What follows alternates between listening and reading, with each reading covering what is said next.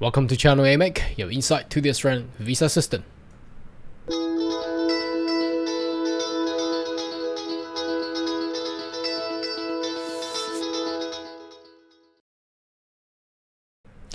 Good day everyone, my name is Carl Young, your online YouTube visa consultant.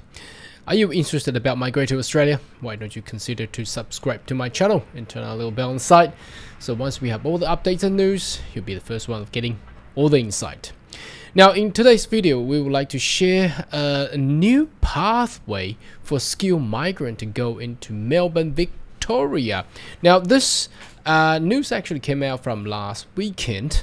I wasn't too sure how this will work in conjunction with the target sector. However, I have a feeling that the government of Victoria has suddenly realized and understood that having such people work and employed at the so-called target sector is actually very hard, especially when we're going through pandemic with all the lockdowns in Melbourne. For example, in today they have just reached the highest point of the year of 2021. So and there has been a lot of strikes, protests going on. How do you actually select a skilled migrants if you have a quota in your hand and they just may be unable to actually identify those people? So they opened up a new pathway. Let's check it out, what it's all about. So this new pathway is so-called the workforce skill pathway. So well, whatever the name they created, but anyway, this is basically a pathway to actually not rely solely on the target sector, that also pave the answers to what we have predicted, because the target sector has just seemed to be too high at this point of time, and you have to be in those tech sectors and employ those tech sector, and although there is no occupation list required, but it's just too hard to actually be in those sectors. So anyway, they have came out with this idea. Let's have a read and I will explain how that will work. Okay, so the skill gaps in Victoria addresses through local training and recruitment. In certain instances, industries may require migration quickly supplement the number of skilled professionals available. So that means the industry had chat or communicate with the government of Victoria and say, look, we need people, and you just make the visa requirement too high. How do we obtain these skilled migrants in Victoria or perhaps in Melbourne? So the work skills pathway, WSP. Now again, they got this new wording again. It's just very complex and very hard for me to actually, and for a lot of people watching, to actually remember all these acronyms. Anyway, WSP, it sounds like a winery, but it's not. It's workforce skill pathway. Is a way to address skill gaps to create and introduce a Victorian government policy strategy where alternative pathway. So that here we go. They are looking for alternative pathway because the previous primary pathway to be in this the target sector, I cannot say they have failed, but it just cannot get the right people in Victoria, are not readily available and effective, and other workforce development solutions. So here we go. It's not readily available and effective. That means it's ineffective. Okay, and read on. Skill gaps only exist specific industry where alternative migration pathway and other workforce development solutions are not effective or do not exist. Well, it existed previously. Why did you remove them? Anyhow, leave a comment. Do you think they have been stupid or being smart? Anyway, let's continue. The WSP must support state and industry-wide development and be in public interest. Here we go. And workforce skill pathway addresses statewide and region-wide skill gaps. And let's go on. If you're eligible to apply and have been asked to apply, how can you actually be asked to apply? I wonder how that will work. I have never seen a government body ask migrant to apply. It's predominantly being publicly posting without much of newsletters. So that's people have been relying on my channel and the similar channels out there or forum to actually announce the updated information. So anyhow, if they have been actually doing that, I'll have a big claps on that one, because that's very good, because the government had, well, rarely, I cannot say nil, but well, personally I haven't seen any going around ask people to apply for visa. Okay, a workforce skill pathway. You do not need to be working in a target sector. Oh, here we go. Okay, that answers all. Why didn't they do this at the beginning? Anyway, okay, to be selected to apply visa nomination, we will also show you how that will work anyway. So the current workforce skill pathway, meaning that there will be more, perhaps, to be introduced. So first one is the hospitality. So to assist the industry address labor shortage caused by coronavirus pandemic, the Victoria government has established a hospitality pathway to highly skilled cook and chef. For further information, I will go into that there now, that page there. Just in a second, the eligibility, you must be eligible under subclass 190 and 491. Well, for sure. Now, just bear in mind, again, to refresh everybody's memory, if you want to be in the skill migration, you have to have a mandatory, compulsory skill assessment. Now, I cannot stress I've been talking about this so many times. A lot of people come to me.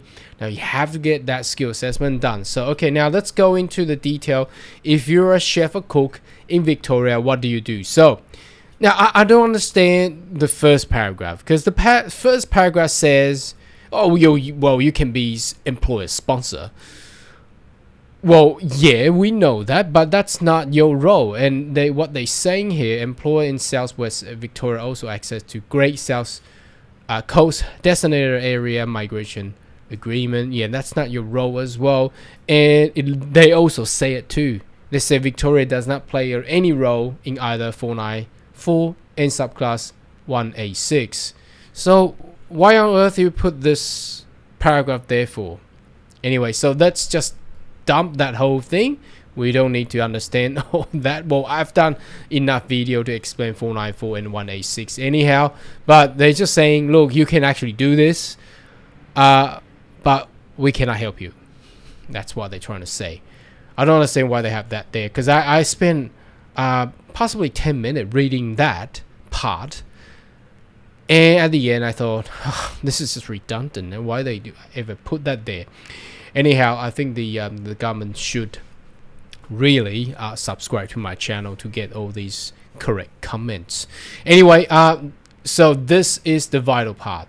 The skill nominated visa via live in Melbourne. Okay, although that includes Victoria. So 491 and 190, instead of employer sponsor, you can actually get nominated by the state under subclass 491 and 190.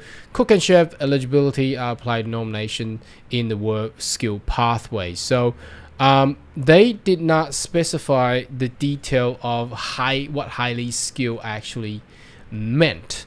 But here we go. Duration of work in regional Victoria up to 5 years. After 3 years, you may be eligible to apply. So that's for the general information for 491. You get 5-year visa. You are not entitled to specific employer. This is just general information for 491. And here we go, general information for 190. There's no specific detail on this one. What you need to do, apply for Victorian Skill Visa Nomination. Cook and chef can submit ROI registration of interest, which I have explained it in my previous video. And you need to make sure that you select hospitality workforce skill pathway. So there is a little column there. You need to tick that up so you don't get filtered into with all the target sector people. Okay, so that's what you do there. Now there's 2021 and 22 skill migration thingo.